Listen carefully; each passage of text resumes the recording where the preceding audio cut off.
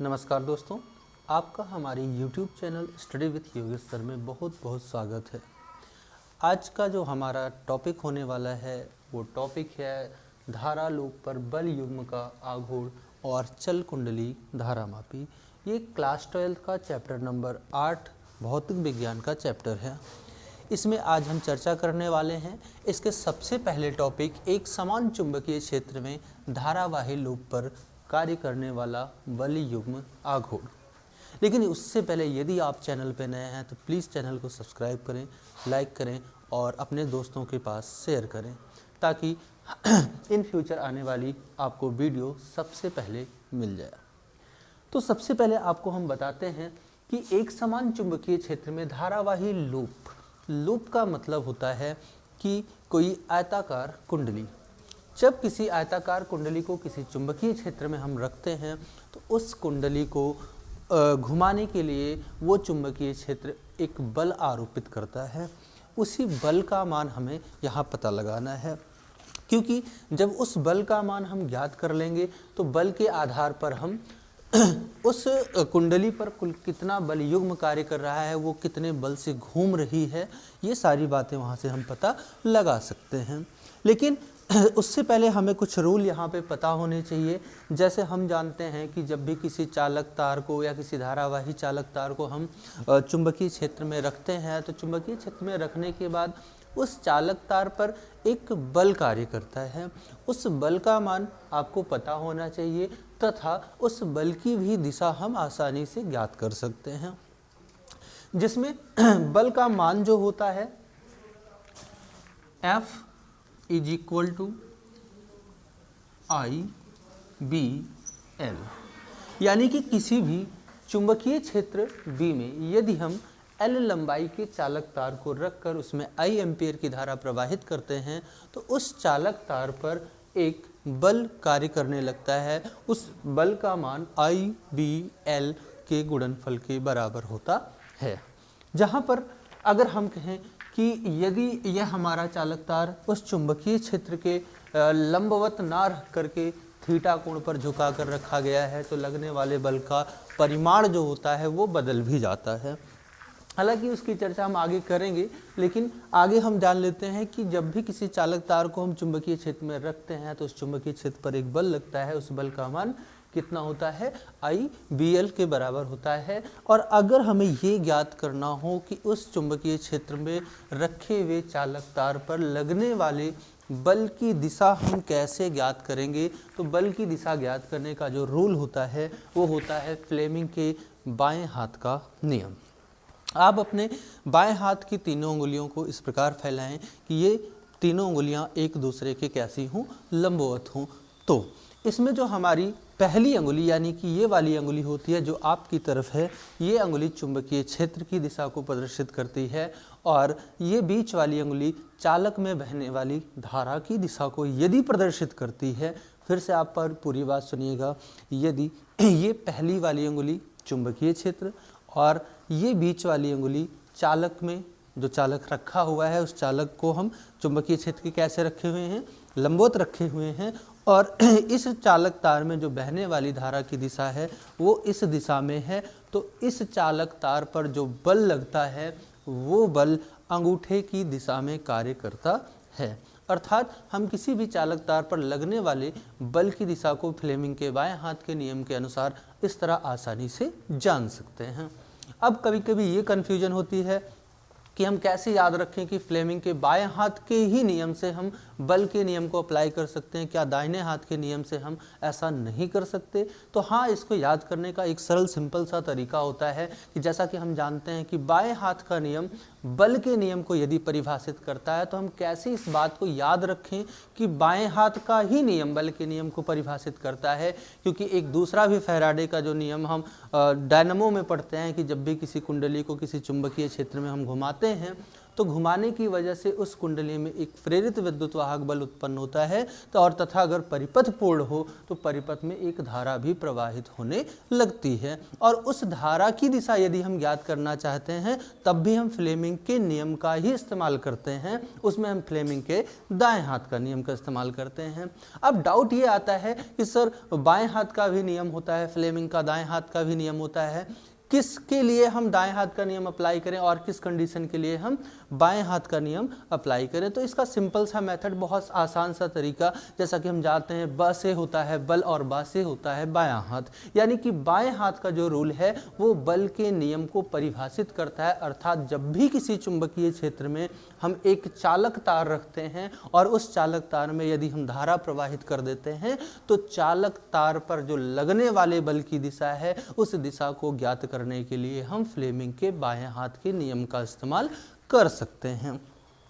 अब यहाँ पर हमने एक चित्र बना रखा है और इस चित्र में एक हम धारा लूप का इस्तेमाल करने वाले हैं और ये जांच करने वाले हैं कि किसी धारा लूप पर जो बल लगता है और बल की वजह से वो धारा लूप अब उस चुंबकीय क्षेत्र में घूमने का प्रयास करता है, वो कितने बल से घूमता है या उस बल का मान कितना होता है। इसके लिए हमें सबसे पहले हमारे पास एक समान चुंबकीय क्षेत्र B होना आवश्यक है। तो हमने एक समान चुंबकीय क्षेत्र कहीं यहाँ पे मान लिया जो इधर लेफ्ट साइड से राइट साइड की तरफ दिखाया गया है। अर्थात चुंबकीय क्षेत्र की यदि हम दिशा के बारे में बात करें तो वो चुंबकीय क्षेत्र हमने इस सामने वाली दिशा में दिखा रखा है। अब हम मान लेते हैं कि जब इसमें हमने एक मूविंग कॉइल यानी कि कुंडली को रखा, चल कुंडली को रखा और उस कुंडली पर ये चुंबकीय क्षेत्र लगाएगा बल। लेकिन कब लगाएगा बल? जब इस कुंडली में हम प्रवाहित करेंगे विद्युत धारा। तो चलिए हम धारा को प्रवाहित करते हैं। तो यहाँ पे मान लेते हैं एक हमारे पास चालक तार था जिसे हमने कुंडली के रूप में कन्वर्ट किया और तार को कुछ इस प्रकार घुमाया कि तार यहाँ से स्टार्ट किया, ऐसे मोड़ा और इस प्रकार ये आयताकार बनाते हुए ये पूर्ण कर लिया। अब ये हमारी कुंडली या ये हमारा जो आयताकार चालक तार है इस चुंबकीय क्षेत्र में हम ले जाके रख देते हैं और रखने के बाद, अच्छा रखते कैसे हैं? चुंबकीय क्षेत्र के लंबवत, यानी कि जो हमारी कुंडली की जो सतह होगी, यानी कि अगर हम बात करते हैं कुछ ऐसा कि अगर हम इस चौक को मानते हैं कि ये चुंबकीय क्षेत्र है और चुंबकीय क्षेत्र इस प्रकार है, तो हम अपनी कुंडली को, जो हमारी आयताकार कुंडली थी इस किताब की तरह, वो कुछ इसी प्रकार ऐसे रख दी जाती है। अर्थात बल रेखाएं इस प्रकार जा रही हैं और उसके बीच में ये आयताकार कुंडली को हमने रखा है। अब देखना ये है कि इस कुंडली पर कैसे और किस प्रकार के बल तथा किस दिशा में कार्य करने वाले हैं। चलिए जांच करते हैं। तो हमने कहा कि मैंने क्या किया कि इस चालक तार के इस सिरे को मैंने बैटरी के धन से और इस सिरे को हमने बैटरी के ऋण ध्रुव से जोड़ दिया। बैटरी के धन और ऋण ध्रुव से जोड़ने के बाद क्या हुआ बच्चों कि यहाँ पे जो धारा थी बैटरी के धन ध्रुव से निकली और ये ऐसे P से Q, Q से R, R से S और S से ये वापस ऋण ध्रुव में आकर के क्या हो जाती है? धारा समाप्त हो जाती है। अब इस धारा के कारण, क्योंकि हमें यहाँ पे दोनों चीज़ें मिल गई, चुंबकीय क्षेत्र भी मिल जाता है और चालक भी मिल जाता है, उसमें बहने वाली धारा भी आ जाती है।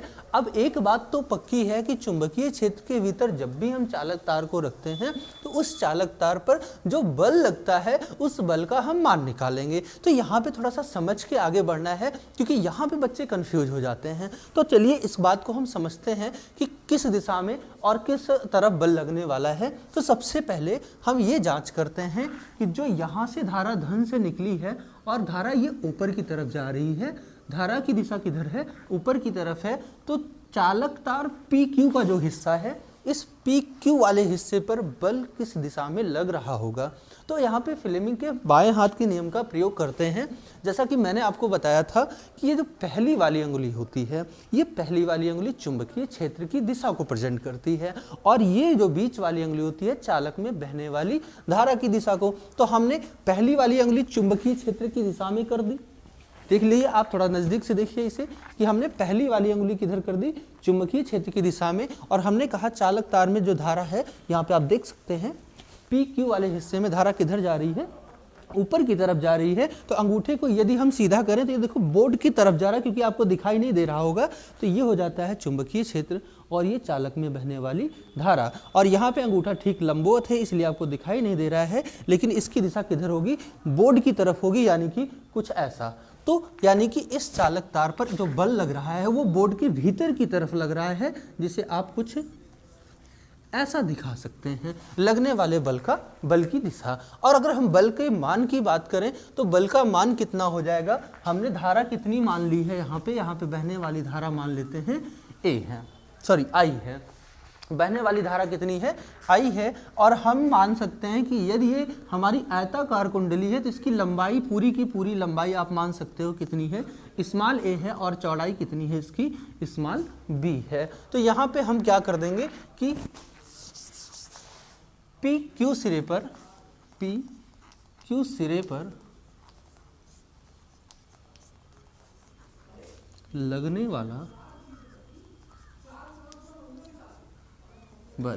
वाला बल F इज इक्वल टू कितना हो जाएगा, आई, क्योंकि आई इसमें धारा थी और B चुंबकीय क्षेत्र था, तो आई बी, और इस चालक तार की लंबाई कितनी हमने मान रखी है, A।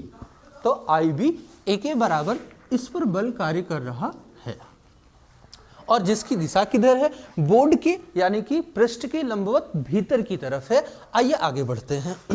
अब हम बात करते हैं यहाँ पे क्यू आर पर जो लगने वाले बल की दिशा है वो किधर होने वाली है बच्चों। तो यहाँ पे अगर हम देखें तो चालक तार में जो धारा है वो इस दिशा में, यानी कि चुंबकीय क्षेत्र की ही दिशा में कहीं ना कहीं यहाँ पर दिखाई गई है, और चुंबकीय क्षेत्र भी उसी दिशा में, क्योंकि वो तो फिक्स है। अर्थात इस बार ये दोनों अंगुलियां हमारी जो हो जाती हैं वो एक ही दिशा में कहीं ना कहीं, यानी कि ऐसा होने के बजाय ये ऐसी हो जाती है, इनके बीच का कोण 0। तो यहाँ पे जो लगने वाला बल होता है बेटा वो इस दिशा में होता है, बाहर की तरफ, यानी कि कुंडली को बाहर की तरफ खींचने का प्रयास करता है। और आपको बता दें जो कुंडली के इस हिस्से पर बल लगता है वो इधर लगता है, और ये दोनों बल धारा और चुंबकीय क्षेत्र के बराबर होने के कारण परिमाण में बराबर लेकिन दिशाओं में विपरीत होते हैं, जिससे ये एक दूसरे को नष्ट कर देते हैं। तो अब हम बात करते हैं इसके दूसरे हिस्से आर एस पर लगने वाले बल का मान और उस पर दिशा।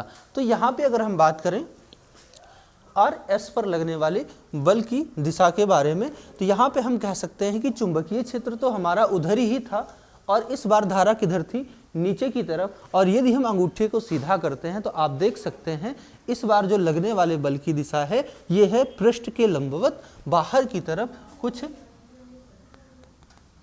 इस प्रकार हम कह सकते हैं कि ये पृष्ठ को ऊपर की तरफ खींचने का प्रयास कर रहा है। अगर इसे हम समझना चाहते हैं तो कुछ इस प्रकार समझ सकते हैं,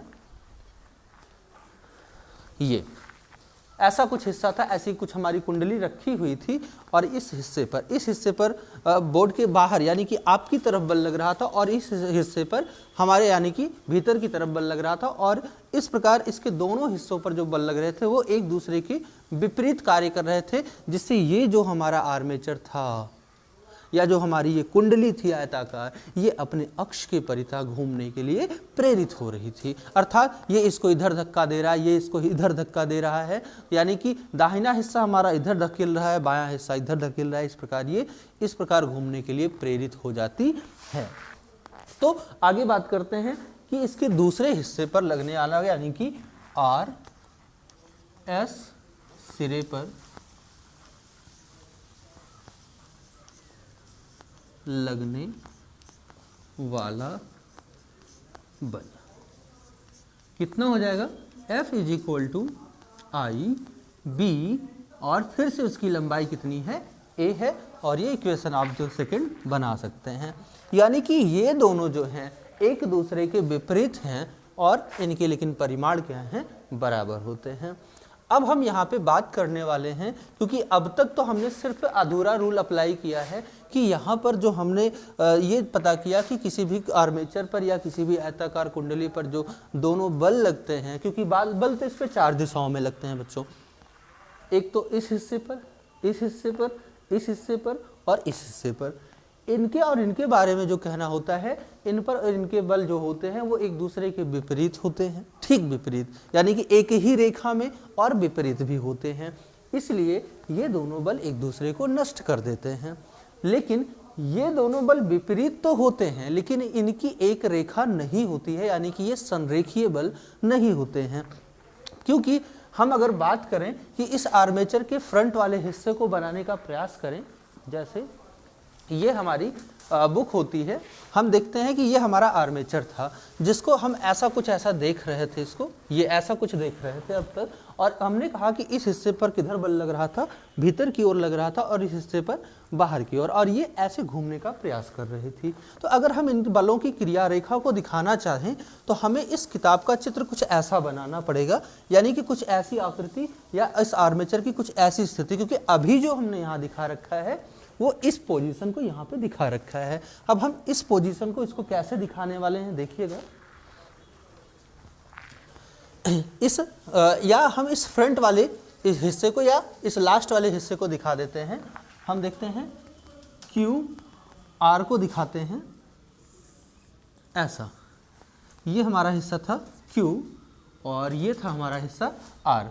अब इसका बाकी का हिस्सा सब अंदर की तरफ होगा या बाहर की तरफ होगा, जिसे हम बोर्ड पे नहीं दिखा सकते हैं।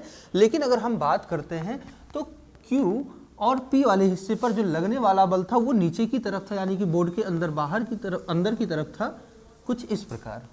और दूसरा क्या था हमारा, ठीक इसके विपरीत दिशा में ये था।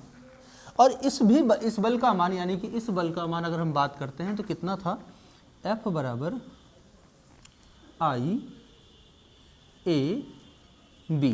और ये चीज हमने जो बना रखी है, ये चीज बना रखी है, बल तो हम इस हिस्से पर दिखा रहे हैं क्योंकि हमने कहा ऐसे इसको घुमाने का ये प्रयत्न कर रहा था, तो हमने दिखाया इस हिस्से को जिसकी चौड़ाई कितनी है, B है। इस पर लगने वाला कितना बल था, I A B, और इस पर भी लगने वाले बल का मान क्या था, F बराबर I A B। अब ये यहाँ से इस अक्ष की परिता ये घूर्णन कर रहा था, यानी कि कुछ ऐसा घूमता, ये इधर की तरफ आगे बढ़ता और ये इधर की तरफ आगे ऐसे बढ़ता, तब ये हमारी ऐसे कुंडली घूमती थी। अब बात ये आती है कि सर एक हिस्से पर तो बल उतना है, दूसरे हिस्से पर भी बल उतना है, क्या इन दोनों बलों को जोड़ करके ही इस पे बल युग्म का मान हम बता सकते हैं? तो आइए जानते हैं। इसका जो सूत्र होता है बल युग्म, जिसे हम नोट करते हैं, और इसका सूत्र होता है एक सिरे पर लगने वाला बल, और इसमें ये बराबर इसी के चल रहा है, एक सिरे पर लगने वाला बल गुणे बल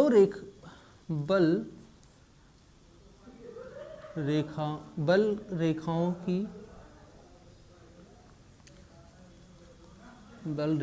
की क्रिया रेखा के बीच की क्रिया रेखा के बीच की दूरी, यानी कि एक हिस्से पर लगने वाला बल तथा दोनों बलों की क्रिया रेखाओं के बीच की लंबवत दूरी। तो हम देखें तो इन दोनों बलों की क्रिया रेखा के बीच की लंबवत दूरी कितनी है, b है, और एक सिरे पर लगने वाला बल कितना था, दोनों बल बराबर हैं, तो आप दोनों में से किसी भी बल का मान आप ले सकते हैं। तो ऐसी स्थिति में जो हमारा फॉर्मूला बन के आता है बल युग्म आघूर्ण का इज इक्वल टू, एक हिस्से पर, या मैंने लिख रखा है कि एक हिस्से पर लगने वाला बल तो कितना था I A B गुणे दोनों बलों की क्रिया रेखाओं के बीच की लंबवत वाली दूरी, यही इसके आर्मेचर की जो है चौड़ाई, यही चौड़ाई है D, या tau is equal to I, ये हो जाएगा लंबाई और ये हो जाएगा चौड़ाई गुणे B, या टॉ इज इक्वल टू आपका ये पूरा हो जाएगा लंबाई गुणे चौड़ाई बराबर क्षेत्रफल I A B। अर्थात इस आयताकार कुंडली पर जो लगने वाला बल युग्म आघूर्ण है, उस बल युग्म आघूर्ण का मान होता है I A B। लेकिन ये तो हमारी आर्मेचर की उस पोजीशन को बता रहा है जब इसमें चुंबकीय क्षेत्र और क्षेत्रफल दोनों एक ही दिशा में हो, इनके बीच का कोण 0 हो, तब ये इस कंडीशन के लिए अप्लाई होता है। लेकिन अब हम बात करते हैं कि यदि कहीं ये हमारा आयताकार, ये जो हमारी आयताकार कुंडली है, ये अपने क्षैतिज अवस्था में या जिस भी अवस्था में थी, अर्थात हमारा चुंबकीय बल रेखाएं एकदम इसके लंबवत थी, उस स्थिति में ना होकर के अगर ये क्षैतिज से थीटा कोण पर बनाए, थीटा कोण पर रखा हो, उस समय इस पर लगने वाले क्या बल, युग्म आघूर्ण का मान IAB ही होता है या इसके अलावा कुछ और होता है। यदि आपको इसके बारे में जानना है तो आप अगली वीडियो तक का इंतजार कीजिए। आज के लिए बस इतना ही। जय हिंद।